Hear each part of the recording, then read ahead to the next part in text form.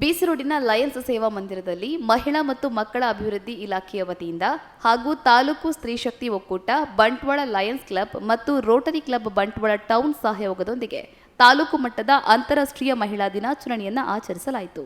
ಕಾರ್ಯಕ್ರಮವನ್ನು ತಾಲೂಕು ಪಂಚಾಯತ್ ಸ್ಥಾಯಿ ಸಮಿತಿ ಅಧ್ಯಕ್ಷೆ ಮಲ್ಲಿಕಾ ವಿ ಶೆಟ್ಟಿ ದೀಪ ಬೆಳಗ್ಗೆ ಉದ್ಘಾಟಿಸಿದರು.